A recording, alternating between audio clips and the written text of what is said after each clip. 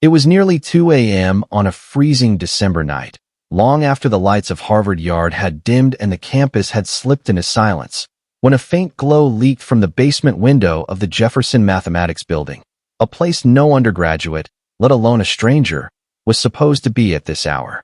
Inside, sitting cross-legged on the floor beside a tower of old research journals, was a 16-year-old black girl named Arya Bennett. Her thin hoodie clung to her shoulders like makeshift armor against the cold. She wasn't enrolled. She wasn't authorized to be in the building. And she certainly wasn't supposed to have access to the Department of Theoretical Mathematics. Yet she sat there with a borrowed whiteboard dragged off the wall, scribbling furiously across it.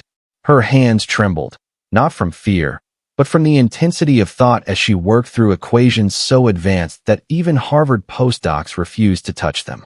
Her hair was tied into a messy bun, her backpack was frayed, her socks mismatched, but her eyes, sharp, burning, moved over every symbol as if she were conducting music only she could hear. Outside, the world was still. The only sounds were the distant hum of pipes and the faint echo of campus security making their rounds. But Arya heard none of it. She had one goal tonight: crack the conjecture she'd been obsessing over for years. A proof so viciously difficult mathematicians called it the graveyard. A problem that had broken professors, derailed postdoctoral careers, and haunted mathematical conferences. Harvard didn't expect anyone outside its most elite circles to attempt it. And certainly not a homeless girl who lived in a shelter 3 blocks away, who worked night shifts wiping diner tables, who had memorized the security guard's routine just to sneak into buildings and study. But tonight felt different, electric, fateful.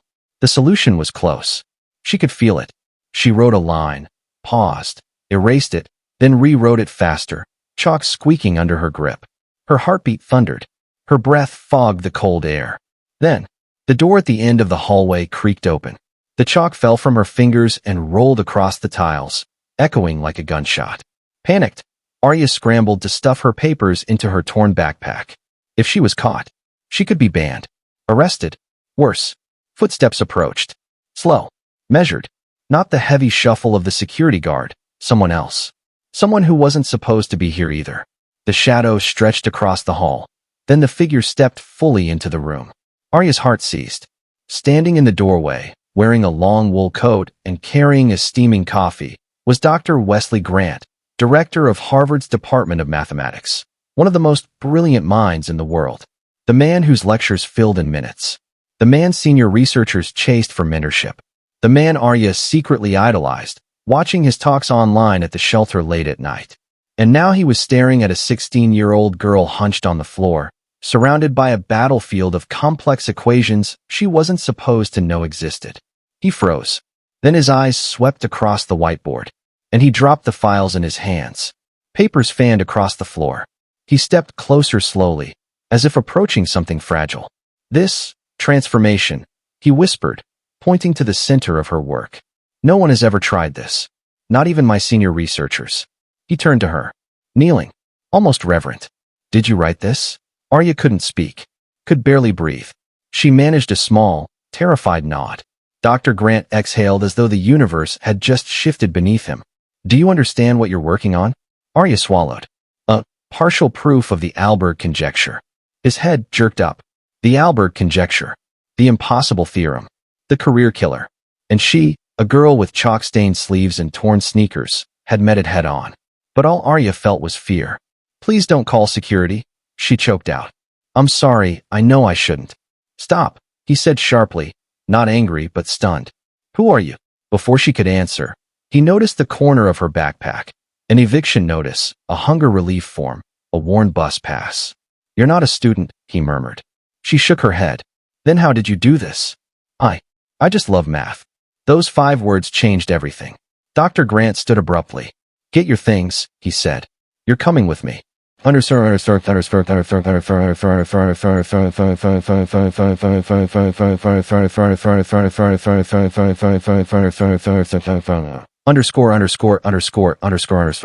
In his office, Arya followed him through Harvard's silent halls, expecting at any moment for security to appear. But instead, he opened the door to his office, an enormous room lined with chalkboards filled with equations, and towering shelves of journals. "Sit," he said gently. She perched on the edge of a leather chair, trembling. "Are you going to call someone?" "No," he replied. "I want you to show me your thought process." No one had ever asked her that. He pulled a chair close, eyes locked on hers, not with suspicion, but with genuine fascination. "What made you attempt that transformation?" he asked quietly. So Arya told him about scavenging discarded research books, about patterns she saw when doing diner receipts, about the way numbers formed shapes and rhythms in her mind. The hearing. By morning, Mellon Hall was packed. Reporters, professors, students. The scandal had spread across campus. Harvard's director accused of sabotaging a black girl prodigy. Arya, now referred to by her legal name, Maya Brooks, for the official proceedings, took her seat beside Dr. Evelyn Pierce and her friend Marcus. The committee chair spoke. "We investigate allegations that Director Jonathan Alden tampered with student work and attempted to sabotage an extraordinary candidate." Maya stood, hands cold, but voice steady. "My work was altered," she began. "And this hearing isn't just about that. It's about why." She revealed old documents, time-stamped pages of her original equation. But then she held up another file. 20 years ago, a Ghanaian physicist named Dr. Kwame Mensah proposed a theory similar to mine. Professor Alden destroyed his career, calling him naive, unqualified, and excluding him from the field. A gasp rippled through the room. And then, a voice boomed from the back. "You ruined my life, Jonathan." An elderly man stepped forward, leaning on a cane. Dr. Mensah himself. "You told me people like me do not define physics," he said, voice breaking. "Only participate quietly under supervision." The room froze.